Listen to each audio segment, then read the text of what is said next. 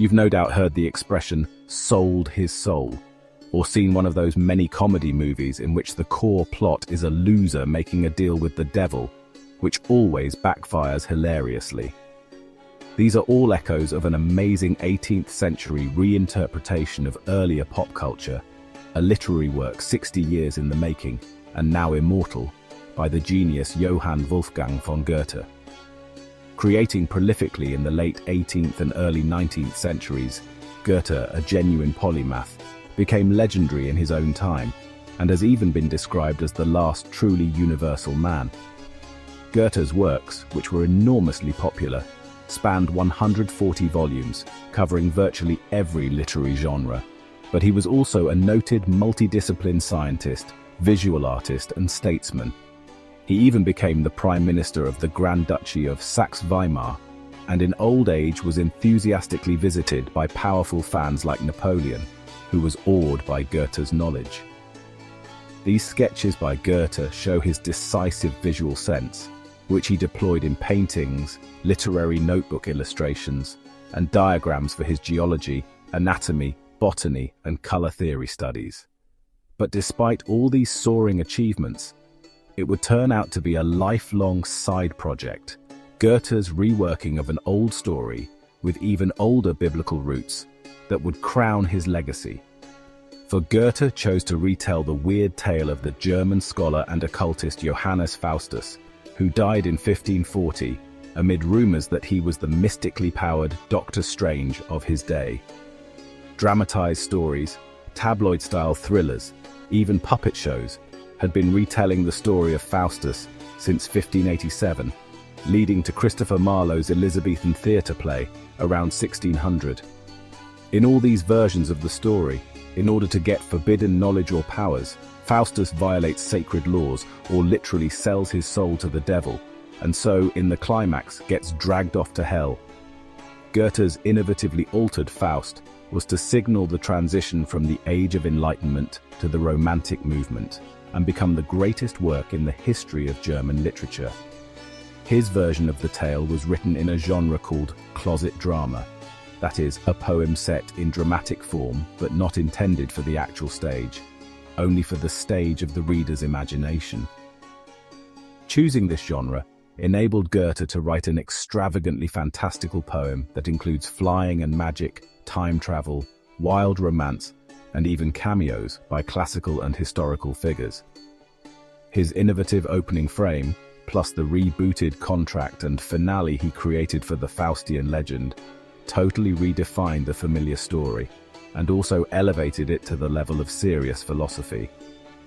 In the same way that Shakespeare had come to own the much older stories of Hamlet and Macbeth through his plays, Goethe, after his death, came to be the Dr. Faust author.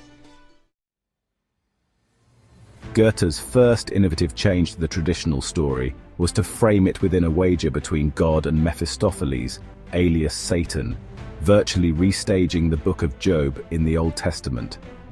When the devil tells God that humans are basically hopeless animals cursed with reason, making failure inevitable, God offers Faust as a testable role model of the merits of human endeavor.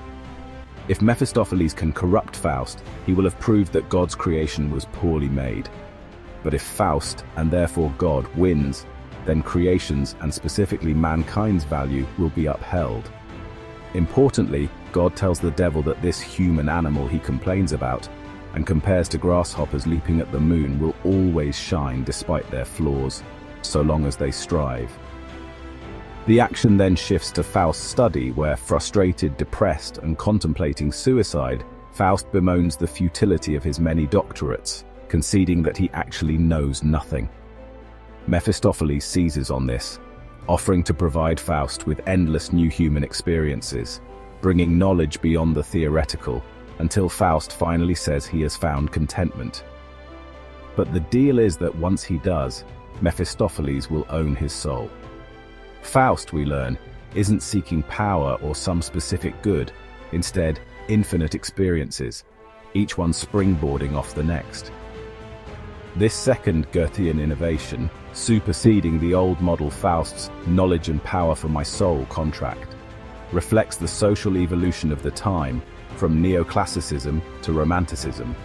An age fixated on safe, empirical knowledge and rationality was ending, and a new one, adoring limitless aspiration, venerating individuality, and hungering deeply for change, was being born. Unique touch number 3 in Goethe's Faust is abandoning morality as the basis for heroism, because his Faust seeks perpetual growth through every possible experience, good, bad, or ugly. The bulk of this story is the long account of Mephistopheles trying to find that ultimate moment of satisfaction for Faust, through all manner of great, fantastic, and at times grubby adventures. As they travel, Faust helps the Holy Roman Emperor win kingdoms, the poor find a future, fathers a child with Helen of Troy, meets an army of witches, defeats rivals, and breaks hearts. Skillful use of satire and allegory gives this play-poem philosophical fable its many layers. And to turbo up its final innovation, a shock climax, Goethe ensured publication only after his death. For at the very end of what would be, were it staged, a 12-hour play, defying every previous version of the Faustus legend, Goethe has God save Faust, despite the deal with Mephistopheles. Because of his endless striving, noble even though at times misguided, and for the compassion the feminine divine extends to Faust, God snatches his soul from Satan's clutches, and also wins the bet. Goethe, perhaps the last documented true human genius, well knew this enigmatic twist would keep readers, literary critics, theologians and philosophers debating for centuries to come. And it almost seems that he also knew he was both writing an immortal work of fiction and introducing a whole new world.